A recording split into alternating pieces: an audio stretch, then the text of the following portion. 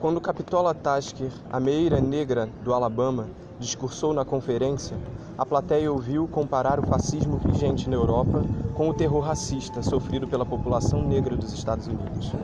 Descrevendo de modo vívido os assassinatos praticados por gangues no Sul, ela colocou as delegadas presentes a par da violenta repressão dirigida contra as meeiras e os meeiros do Alabama, que tentavam se organizar. Segundo Capitola Tasker, sua oposição pessoal ao fascismo era tão profunda porque ela mesma já havia sido vítima dos terríveis danos causados por ele. Concluiu seu discurso com a canção dos meeiros, que adaptou à ocasião. Como uma árvore enraizada junto ao rio, não seremos removidos. Somos contra a guerra e o fascismo, não seremos removidos. Fecha aí.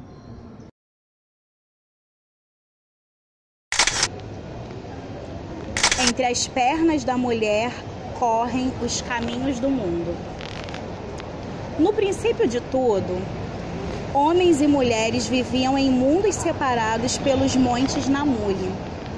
As mulheres usavam tecnologias avançadas, até tinham barcos de pesca, dominavam os mistérios da natureza e tudo. Eram tão puras, mais puras que as crianças numa creche. Eram poderosas, dominavam o fogo e a trovoada. Tinham já descoberto o fogo. Os homens ainda eram selvagens, comiam carne crua e alimentavam-se de raízes. Eram canibais e infelizes. Um dia, um homem jovem tentou atravessar o rio Licungo para saber o que havia. Ia afogar-se quando aparece a linda jovem, sua salvadora, que meteu o homem no seu barco. Como houvesse frio, a jovem tentou reanimar o moribundo com o calor do seu corpo. O homem olhou para o corpo dela, completamente aberto, um ontúrio vermelho com rebordos de barro. Ali residia o templo maravilhoso, onde se escondiam todos os mistérios da criação.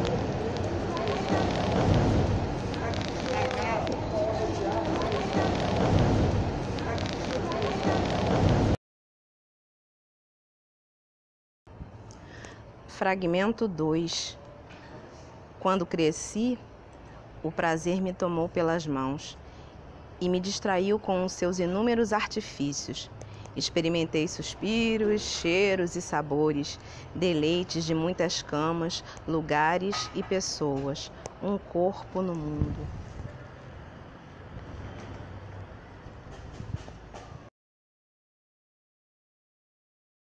Eu só não tinha ainda a mínima ideia do que fazer na Bahia, mas quando o momento é de serendipidade, as coisas simplesmente acontecem.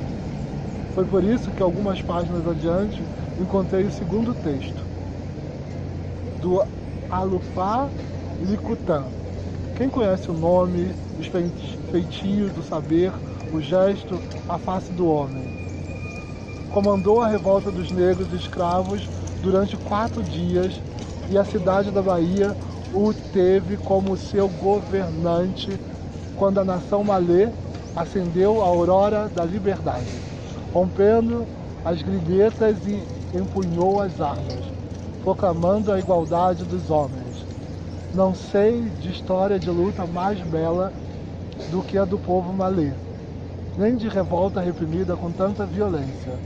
A nação malê não era apenas a mais culta entre quantas forneceram mercadorias humanas para o tráfico repugnante. Em verdade, os escravos providos desta nação alcançavam os preços mais altos, sendo não só os mais caros, também os mais disputados. Serviam de professores para os filhos dos colonos, estabeleciam as contas dos senhores, escreviam as cartas das iaiás. Intelectualmente estavam bem acima da parca instrução dos lusos condes e barões, assinalados e analfabetos, ou da malta de bandidos degradados da longínqua colônia. O mais culto dos malês era o Alufá Licutã.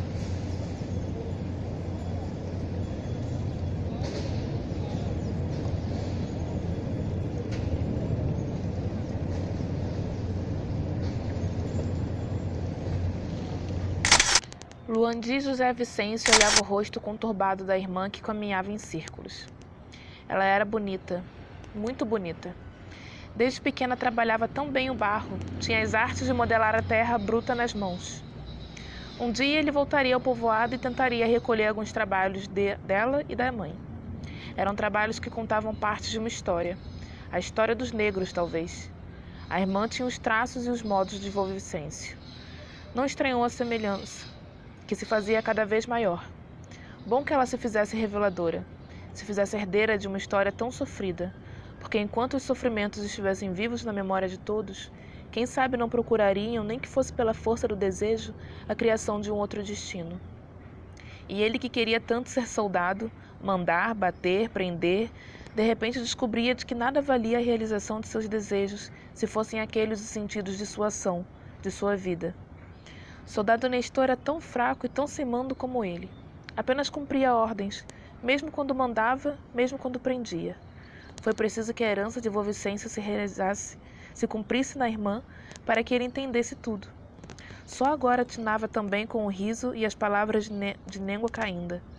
Ele, que levara tanto tempo desejando a condição de ser soldado, em poucos minutos escolhia desfazer-se dela. Soldado Nestor, o irmão, não ia concordar com ele. Como explicar para o amigo que ele acabava de descobrir? Assim como antes acreditava que ser soldado era a única e melhor maneira de ser, tinha feito agora uma nova descoberta. Compreendera que sua vida, um grão de areia lá no fundo do rio, só tomaria corpo, só engrandeceria se se tornasse matéria, argamassa de outras vidas. Descobria também que não bastava saber ler e assinar o nome. Da leitura era preciso tirar outra sabedoria. Era preciso autorizar o texto da própria vida, assim como era preciso ajudar a construir as histórias dos seus. E que era preciso continuar decifrando nos vestígios do tempo os sentidos de tudo que ficara para trás. E perceber que por baixo da assinatura do próprio punho, outras letras e marcas havia. A vida era um tempo misturado do antes, agora, depois e do depois ainda. A vida era a mistura de todos e de tudo. Dos que foram, dos que estavam sendo e dos que viriam a ser.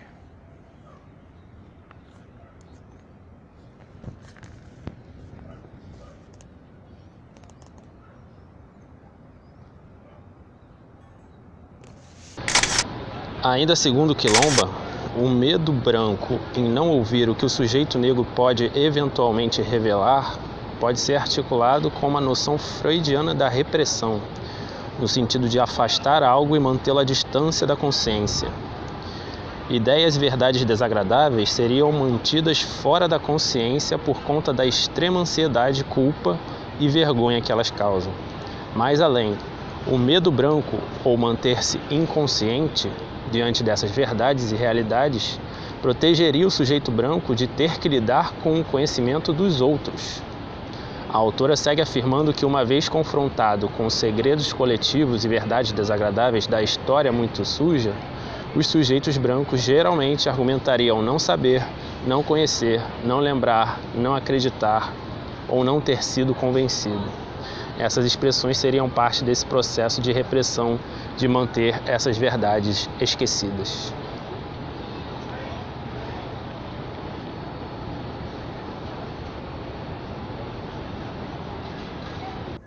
Essa é a significação da história que se passa à nossa volta, embora muito poucas pessoas gostem de pensar sobre isso.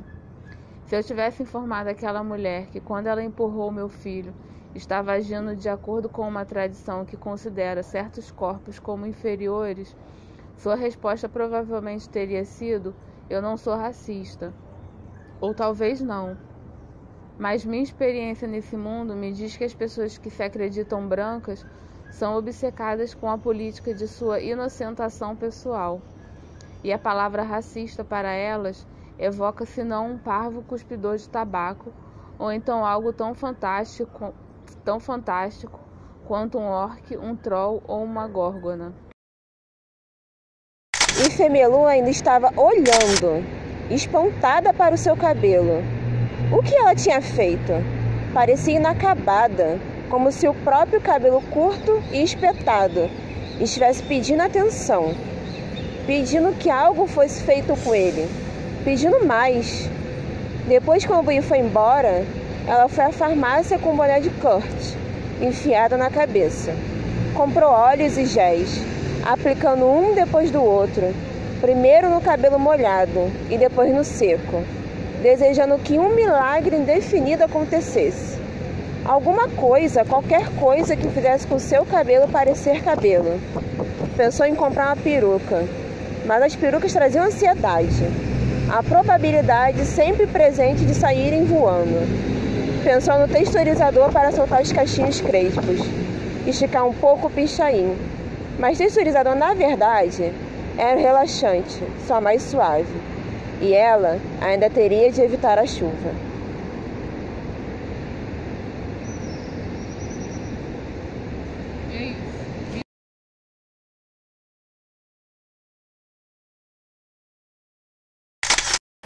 Fragmento 3. Quando envelheci, a loucura sentou ao meu lado e desconstruiu minhas bases sólidas. Minha euforia diante dela era tamanha que mergulhei em profundos devaneios. Acabei por perceber a outra face de mim.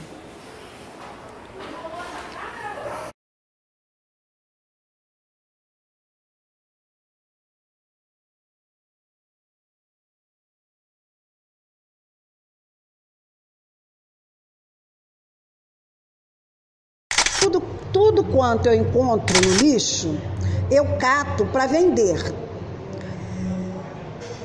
Dei 13 cruzeiros. Fiquei pensando que precisava comprar pão, sabão e leite para Vera Eunice.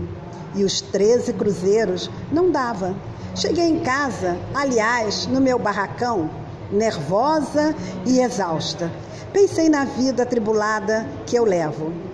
Cato papel, lavo roupa para 2 jovens, permaneço na rua o dia inteiro e estou sempre em falta. A Vera não tem sapatos e ela não gosta de andar descalço. Faz 2 anos que Faz uns 2 anos que eu pretendo comprar uma máquina de moer carne e uma máquina de costura.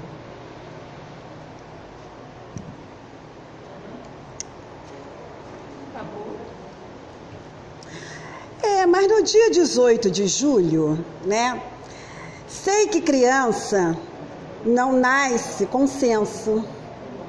Quando falo com as crianças, lhe desejo palavras agradáveis. Veio a dona Silvia reclamar contra os meus filhos, que os meus filhos são mal educados, mas eu não encontro defeito nas crianças, nem nos meus, nem nos dela. Sei que criança não nasce com senso. Quando falo com uma criança, lhe dirijo palavras agradáveis. O que aborrece-me é elas vir na minha porta para perturbar a minha escassa tranquilidade interior. A única coisa que não existe na favela é solidariedade. Veio o peixeiro, o senhor Antônio Lira, e deu-me uns peixes. Vou fazer o almoço. As mulheres saíram. Deixou-me em paz por hoje. Elas já deram o espetáculo. A minha porta atualmente é teatro. Todas as crianças jogam pedras, mas meus filhos são os bodes expiatórios. Elas aludem que eu não sou casada, mas eu sou mais feliz do que elas. Elas têm marido, mas são obrigadas a pedir esmolas. São sustentadas por associação de caridade. Os meus filhos não são sustentados com pão de igreja. Eu enfrento qualquer espécie de trabalho para mantê-los. E elas têm que mendigar e ainda apanhar. Parece tambor. À noite, enquanto elas pedem socorro, eu tranquilamente no meu barracão ouço valsa vienense. Enquanto os esposos quebram as tábuas do barracão, eu e meus filhos dormimos sossegados. Não invejo as mulheres casadas da favela, que levam a vida de escravas indianas.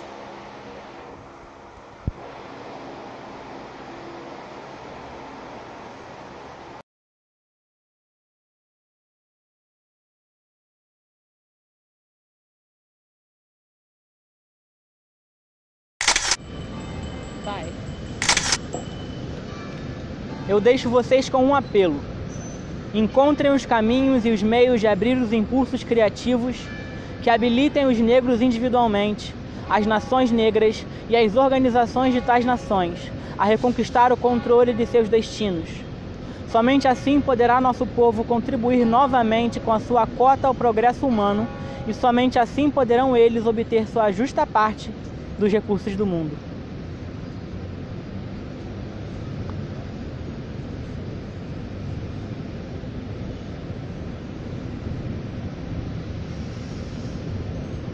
Fragmento 4. Nasci, cresci, envelheci. Loucura, prazer e liberdade coexistem em mim, sem começo, meio ou fim. Fragmento 5. Sigo caminhando.